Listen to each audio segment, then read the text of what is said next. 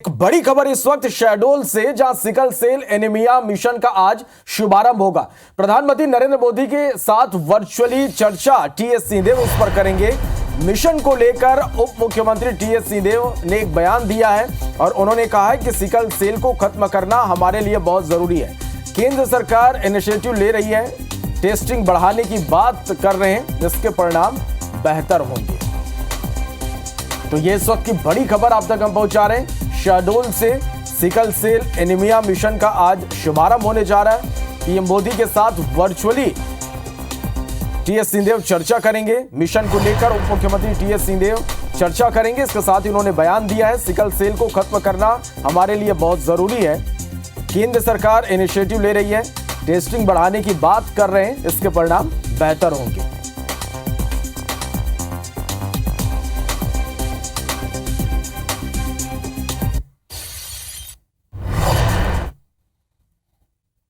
वो sickle cell हम लोग के लिए छत्तीसगढ़ में बहुत महत्वपूर्ण हमारी सोच और पहल का हिस्सा है। मैं इसीलिए उसमें शामिल हो रहा हूँ।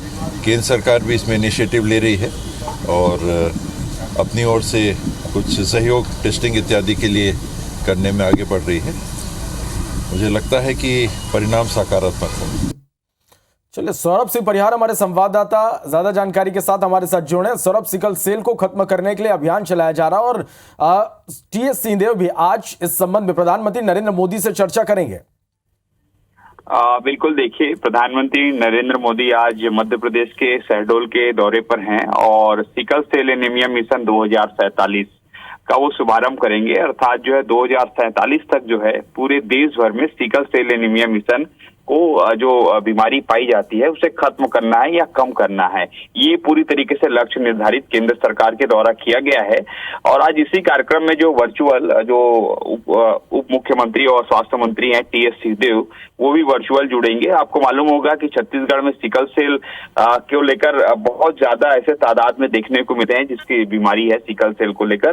तो छत्तीसगढ़ सरकार पहले से ही इस दिशा में कई कार्यक्रम आयोजित कर रही है। कई जो मिशन है वो आयोजित किए गए हैं। कई जो लगातार जो हॉस्पिटल्स हैं उसमें सिकल सेल की जो बीमारी है दूर करने के लिए वो तमाम इंतजाम किए गए हैं। तो ऐसे में आज अगर प्रधानमंत्री नरेंद्र मोदी से वर्चुअल चर्चा होती है टीएस सिंहदेव की, तो जरूर टीएस सिंहदेव के द्वारा ये बताया जाएगा कि छत्तीसगढ़ में क्या क्या काम किए जा रहे हैं। और निश्चित रूप से पूरे अगर देश भर की बात करें तो छत्तीसगढ़ जो है देश के 10 राज्यों में है शामिल है जहाँ पर सिकल सेल एनीमिया की संख्या जो काफी ज्यादा जो है लोगों में पाई जाती है। तो ऐसे में छत्तीसगढ़ सरकार द्वारा, वर्तमान सरकार और पूर्व जो भाजपा की सरकार रही है उसके द्वारा भी जो है कई इंस्टीट्यूट, कई रिसर्च, कई ऐसे जो इनको दूर करने के लिए तमाम प्रयास किए गए हैं। तो ऐसे में अगर प्रधानमंत्री नरेंद्र मोदी से आज अगर स्वास्थ्य मंत्री टीएस सिंहदेव से चर्चा होती है तो निश्चित रूप से कई और बेहतर काम करने की दिशा में और अपनी जो समस्याएं हैं या और क्या काम किया जाना है छत्तीसगढ़ की सरकार को इस दिशा में सिकल सेल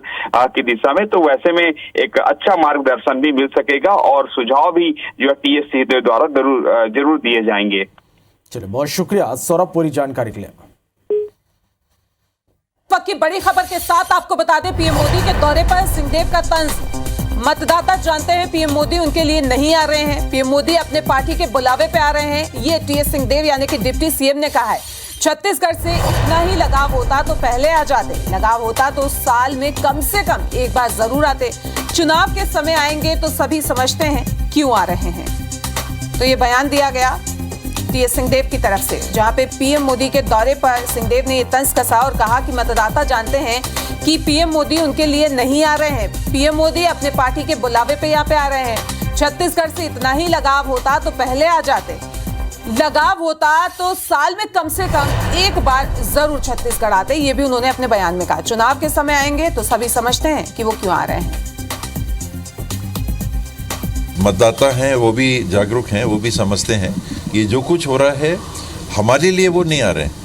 वो अपने पार्टी के चुनाव की संभावना को बल देने के लिए आ रहे हैं। छत्तीसगढ़ से अगर लगाव रहता, एक लिंक बनता, वो एक भावनात्मक चाहे आत्मीय लिंक छत्तीसगढ़ से बनाते तो कम से कम हर साल तो एक बार आते। ये जो कुछ हो रहा है हमारे लिए वो नहीं आ रहे हैं। तो वहीं केंद्रीय मंत्रियों के दौरे पर सिंहदेव का तंज सामने आया। कहा कि केंद्रीय मंत्री छत्तीसगढ़ आकर भरपाई कर रहे हैं, छत्तीसगढ़ के बीजेपी नेताओं पर भरोसा नहीं है। कांग्रेस अपने केंद्रीय नेतृत्व पर उतना निर्भर नहीं है। छत्तीसगढ़ कांग्रेस पर केंद्रीय नेतृत्व का पूरा भरोसा है, ये उन्होंने कहा। आला कमान के नेतृत्व में हम अच्छा काम कर रहे हैं, तो ये भी उन्होंने अपने बयान में कहा है। छत्तीसगढ़ के बीजेपी नेताओं पर भरोसा नहीं है, ये तंज कसा है उन्होंने केंद्रीय मंत्रियों के दौरे पर। केंद्रीय मंत्री छत्तीसगढ़ आकर भरपाई कर रहे हैं, ये भी उन्होंने अपने बयान में कहा। इसके साथ ही उन्होंने ये भी कहा कि कांग्रेस अपने केंद्रीय नेतृत्व में उतना निर्भर नहीं है। छत्तीसगढ़ कांग्रेस पर केंद्रीय नेतृत्व को पूरा भरोसा है। आला कमान के नेतृत्व में हम अच्छा काम कर रहे हैं। यहाँ अगर स्ट्रेंथ नहीं लग रहा है तो स्वाभाविक है कि उन लोग आके भरपाई कर रहे हैं। कांग्रेस अपने केंद्रीय लीडर्स के ऊपर उतना नहीं लीन कर रही है। हम यहाँ पर अच्छा काम करके उनके सहयोग से, उनके मार्गदर्शन में, केंद्रीय नेतृत्व के मार्गदर्शन में काम करते आए हैं। तो ये पिछले 4.5 सालों का जो बोनस हमको मिल सकता है, जो हमको 7 नागरिकों का मिल सकता है, उस आधार पे केंद्रीय नेतृत्व भी हमारा विश्वस्त है कि आप लोगों ने काम ठीक किया है, काम अच्छा किया है। तो ज्यादा बातचीत के लिए, इसी पे फीडबैक लेने के लिए दोनों ही पार्टी के दो नेता हमारे साथ जुड़ चुके हैं। नितिन भंसाली जी कांग्रेस से, तो अनुराग अग्रवाल जी भाजपा से जुड़े हैं। तो अनुराग जी, सबसे पहला सवाल आपसे, जिस तरीके से टीएस सिंहदेव ने यहाँ पे बयान दिया, उन्होंने कहा बीजेपी नेता जो आ रहे हैं केंद्रीय, वो भरपाई के लिए आ रहे हैं, क्या कहेंगे इस पे आप? देखिए, मैं एक बात कहना चाहूंगा कि दोस्ती की नजर कुछ और होती है और अदावत की नजर कुछ और जब नजरें बदल जाती है तो नजारे बदल जाते हैं। यही टीएस सिंहदेव जी 2 दिन पहले कहते फिर रहे थे कि मैं बड़ा खुलासा करूंगा और चुनाव लड़ूंगा कि नहीं लड़ूंगा तय करूंगा, और आज सिंहदेव जी से स्वर बदले से हैं। अब एक बात हमें भी नहीं कहनी चाहिए थी, लेकिन सिंहदेव जी की जो छवि थी उस छवि के उलट आज ये लॉलीपॉप स्वीकार करके उन्होंने खुद का अपमान किया है और सरगुजा के लोगों का अपमान किया है। और माननीय सिंहदेव जी, कल भूपेश जी ने भी यही बात कही थी, उसी बात को आप दोहरा रहे हैं। तो मैं तो यही कहना चाहता हूं कि जिसके पास कहने को कुछ हो वो कहेगा ना। हमारी केंद्र में नरेंद्र मोदी जी की सरकार में 9 वर्ष में विकास के उस शिखर को छुआ है, हमारे पास कहने को है, इसे हम कह रहे हैं। चाहे एम्स की बात हो, चाहे मेडिकल कॉलेज की बात हो, जो है तो हम कह रहे हैं। अब इनके पास कहने को कुछ है तो कहेंगे। नितिन जी, आप क्या कहेंगे कि कहने के लिए कुछ नहीं है इसलिए ऐसी बात कही जा रही है, ऐसा अनुराग जी का कहना है? ये जिन संस्थाओं के नींव रखने की, नींव की बात, जिन संस्थाओं का नाम की बात कर रहे हैं, एक चीज की नींव भैया पंडित जवाहरलाल नेहरू रखी की। शांत हो, इतना आवेश में मत आओ, इतने उत्तेजित मत हो कि मुंह से कुछ भी निकल जाए। दूसरी बात, ये केंद्रीय नेता जो इनके आ रहे हैं, छत्तीसगढ़ का टूरिज्म बहुत अच्छा है, ये घूमे। मैं ये पूछना चाहता हूँ, इतनी आत्मीयता थी 5 वर्षों में क्यों नहीं आए? अभी ये लगातार जो ये दौरे कर रहे हैं, घूम रहे हैं और बड़ी बड़ी बातें कर रहे हैं, ऐसे ही दौरे कर्नाटक में भी तो किए थे। मुझे लगता है सबसे ज्यादा सभाएं अगर नरेंद्र मोदी ने इतने अपने 9 साल के कार्यकाल में कहीं किसी प्रदेश के चुनाव में की होगी तो कर्नाटक में की थी। निपट गए वहां पर, तो यहाँ पे भी निपटेंगे। पिछले बार अमित शाह आए थे, अभी कल नड्डा आए, कुछ दिन पहले अमित शाह आए, जानकारी मिली कि मोदी भी आ रहे हैं। आए, मोस्ट वेलकम। पर छत्तीसगढ़ में इनकी दाल नहीं गलने वाली है, ये तय हो चुका। अनुराग जी, नितिन जी का कहना है कि दाल नहीं गलने वाली है, ये लगभग तय है। देखिए, जब अगर कांग्रेस के अध्यक्ष मुख्यमंत्री भूपेश बघेल जी बयान दे रहे हैं, टीएस सिंहदेव जी बयान दे रहे हैं, पूरा मंत्रिमंडल और कांग्रेस बौखलाया हुआ है, मतलब दाल पकनी भी चालू हो गई है और सीटी बजनी भी चालू हो गई है। यही सीटी तो बज रही है कि भूपेश बघेल जी परेशान हो जा रहे हैं केंद्रीय नेतृत्व पे आने पर, टीएस सिंहदेव जी परेशान हो जा रहे हैं। 4.5 वर्ष में छत्तीसगढ़ की जनता इनके भ्रष्टाचार से त्रस्त हो चुकी है। अब पूछने लगी है कि कोल घोटाले का पैसा गया कहाँ? पूछने लगी है कि शराबबंदी का वादा करके घर घर शराब पहुंचा के शराब का घोटाले का पैसा गया कहाँ? अब जब जनता पूछ रही है तो ये बौखलाने लगे हैं। हमारे पास तो 15 साल की गाथा है साहब। हम लोग कहते हैं जो हमने बनाया उसका सिर्फ उद्घाटन किया है। एक नींव का पत्थर, एक पुल पुलिया और सड़क आप बताइए। अगर आप कहें बता दें तो भारतीय जनता पार्टी स्वीकार करेगी। देखिए, विकास का जवाब हमेशा विकास होता है, विकास का जवाब कभी विनाश नहीं हो सकता।